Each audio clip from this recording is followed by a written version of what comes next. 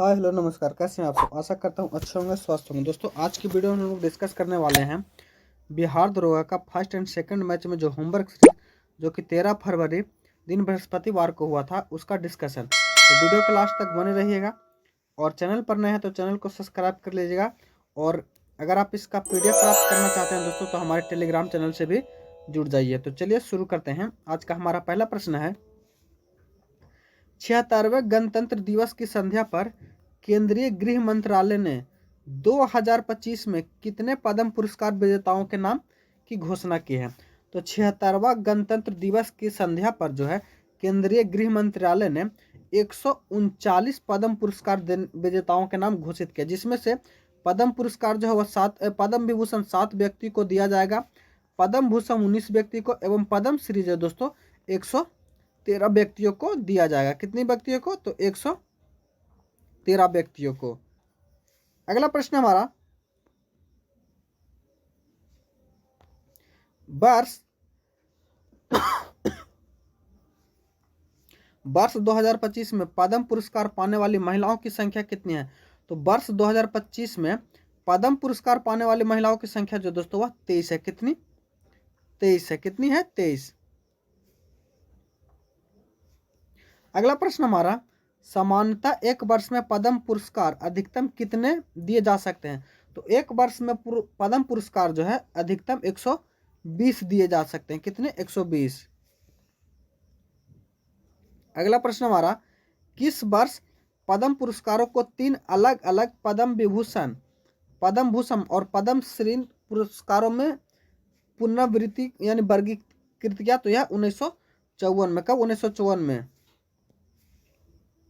अगला प्रश्न हमारा, पद्म पुरस्कार समिति जो भारत के प्रधानमंत्री और राष्ट्रपति को पद्म पुरस्कार के लिए लोगों की सिफारिश करती है, इसका प्रमुख कौन होता है। तो इसका प्रमुख जो होता है वह गृह मंत्रालय होता है। कौन? गृह मंत्रालय। अगला प्रश्न हमारा, बिहार कोकिला शारदा सिन्हा को मरणोपरांत पद्म विभूषण पुरस्कार प्रदान करने की घोषणा किया गया। उनका संबंध किससे? तो उनका संबंध जो दोस्तों कला से। किससे? कला से। और वो बिहार की प्रसिद्ध लोक गायिका रही हैं। खेल के क्षेत्र में पद्म पुरस्कार प्राप्त करने वाला तीरंदाजी कौन है? तो वह हरमिंदर सिंह है। कौन? हरमिंदर सिंह को पद्म पुरस्कार प्राप्त हुआ है। अगला प्रश्न है, सही सुमेलित किए। तो नागेश्वर रेड्डी जी दोस्तों इनका संबंध चिकित्सा से है, जगदीश सिंह खेहर यह सार्वजनिक मामले से है, ओसामा सुजुकी व्यापार और उद्योग से, और लक्ष्मी नारायण कला से संबंधित है। अगला प्रश्न हमारा, PR श्रीजेश को हाल ही में पद्म पुरस्कार के लिए नामित किया गया। इनका संबंध किस खेल से है। तो PR श्रीजेश जो दोस्तों ये हॉकी के खिलाड़ी हैं। किसके? हॉकी के खिलाड़ी हैं। खेल के क्षेत्र में R अश्विन को कौन सा पद्म पुरस्कार दिए जाने की घोषणा की गई है। तो R अश्विन को पद्म श्री दी जाने की घोषणा की गई। कौन सी? पद्म श्री। अगला प्रश्न हमारा, इटली के एकीकरण का जनक किसे माना जाता है। तो इटली के एकीकरण का जनक जो है मेजनी को माना जाता है। किसे? मेजनी को। अगला प्रश्न हमारा, भारतीय पुरातत्व सर्वेक्षण विभाग का जनक किसे कहा जाता है। तो अलेक्जेंडर कनिंघम को। किसे? अलेक्जेंडर कनिंघम को। मध्य प्रदेश का मुंबई किस शहर को कहा जाता है। तो मध्य प्रदेश का मुंबई जो है इंदौर को कहा जाता है। किसको? इंदौर को। अगला प्रश्न हमारा, किस घटना के बाद भारत सरकार द्वारा पर्यावरण संरक्षण अधिनियम 1986 को पारित किया गया। तो यह जो अधिनियम आया है यह भोपाल गैस त्रासदी जो कि कब हुआ था। तो 1984 में हुआ था। उसके बाद जो है दोस्तों यह अधिनियम आया है।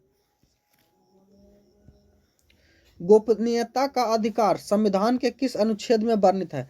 तो गोपनीयता का अधिकार जो है संविधान के अनुच्छेद 21 में है। किसमें? अनुच्छेद 21 में। अगला प्रश्न हमारा, नुआखाई त्योहार भारत के किस राज्य में मनाया जाता है। तो नुआखाई जो दोस्तों यह ओडिशा में मनाया जाता है। कहाँ? ओडिशा में। अगला प्रश्न हमारा, गुणसूत्र की संख्या मानव शरीर में कितनी है और इसकी खोज किसने की थी। तो गुणसूत्र की संख्या जो है मानव शरीर में वह 23 है। कितनी? 23 है। और इसकी खोज किसने की थी। तो इसकी खोज जो है वॉल्डेयर ने की थी। किसने? वॉल्डेयर ने। चुनावी क्षेत्रों की परिसीमन किसके द्वारा किया जाता है? तो चुनावी क्षेत्रों का परिसीमन जो है वह चुनाव आयोग द्वारा किया जाता है। किसके द्वारा? चुनाव आयोग द्वारा।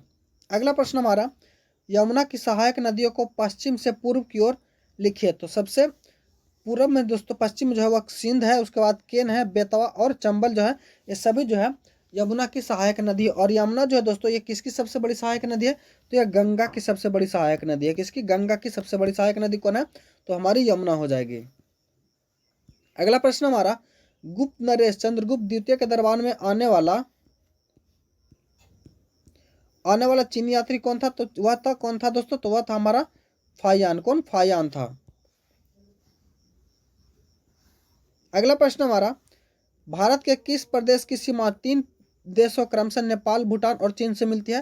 तो यह सिक्किम की जो सीमा है वह 3 देश नेपाल, भूटान और चीन से मिलती है। अगला प्रश्न हमारा, भारत का वह कौन सा स्थान है जहां बंगाल की खाड़ी अरब सागर तथा हिंद महासागर में मिलती है? तो कन्याकुमारी। कन्याकुमारी में जो दोस्तों बंगाल की खाड़ी और हिंद महासागर जो है वह मिलती है। कथन है हमारा पहला, असम, भूटान तथा बांग्लादेश की सीमाओं से अलग हुआ है। यह कथन जो सही है दोस्तों, पश्चिम बंगाल भूटान तथा नेपाल की सीमाओं से लगा हुआ है। तो हाँ, यह भी कथन जो है सही है। और अगला है, मिजोरम बांग्लादेश तथा म्यांमार की सीमा से लगा हुआ है। तीनों का तीनों कथन जो है दोस्तों यह सही है।